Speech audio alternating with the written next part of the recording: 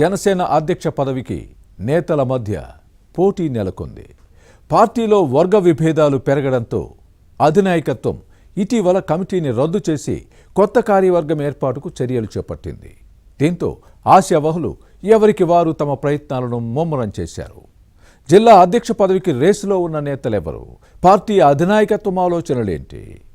Was the story.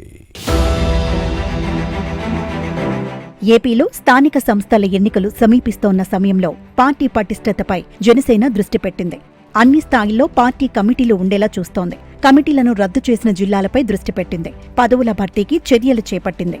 ఈ క్రమంలోనే పోస్టులను దక్కించుకునేందుకు నేతలు పోటీ పడుతున్నారు. ప్రకాశం జిల్లాలో ఇదే పరిస్థితి ఉంది. నేతల మధ్య వర్గపోరు పెరగడంతో జనసేన ఆవిర్భావం నుంచి ఉన్న కమిటీని ఉప ముఖ్యమంత్రి పవన్ కళ్యాణ్ రద్దు చేసిన విషయాన్ని ప్రస్తావించుకోవాలి. దీంతో కొత్త కమిటీ ఏర్పాటులో భాగంగా జిల్లా అధ్యక్ష పదవి చేపట్టేందుకు పార్టీలో ఆసక్తి ఉన్న లీడర్స్ నుంచి దరఖాస్తులు స్వీకరించింది. జిల్లా అధ్యక్ష పదవి కోసం పార్టీ నాయకులు క్యూ కట్టడంతో ఎవరికి ఇస్తారోనన్న అంశంపై ఉత్కంఠ నెలకొంది.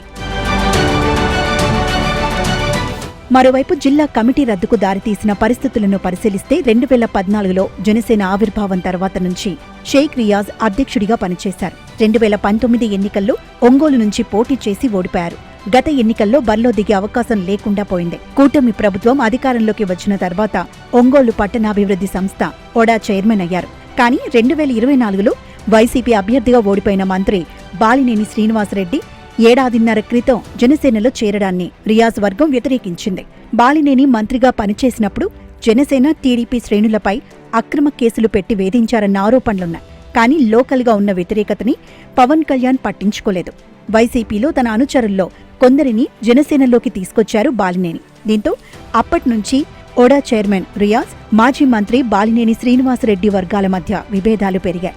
ఈ క్రమంలోనే ఒకరిపై మరొకరు ఫిర్యాదు చేసుకోవడం పార్టీ అధినాయకత్వానికి తలనొప్పిగా మారింది. దీంతో పవన్ కళ్యాణ్ జిల్లా కమిటీని రద్దు చేశారు.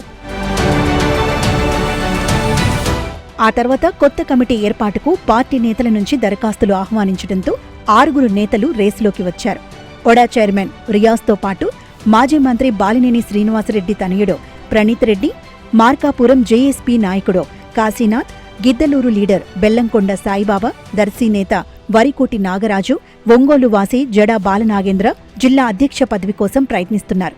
ఆశావాహులు ఎవరి ప్రయత్నాల్లో వారున్నారు. కానీ ఓడా చైర్మన్ రియాజ్, మాజీ మంత్రి బాలినేని తనయుడు ప్రణీత్ మధ్య ప్రధాన పోటీ ఉంది. కానీ ఇద్దరిలో ఎవరికి ఇచ్చినా మళ్లీ విభేదాలు తలెత్తే అవకాశం లేకపోలేదు. సమన్వయ సమస్య తలెత్తవచ్చని ఆందోళన ఉంది. స్థానిక సంస్థల ఎన్నికల సమయంలో ఇది లేనిపోని సమస్యలకు దారితీసే అవకాశం లేకపోలేదని పార్టీ అధినాయకత్వం భావిస్తోంది. వేరే వారికి ఇద్దామంటే అంత సామర్థ్యం లేదనే అభిప్రాయం ఉంది.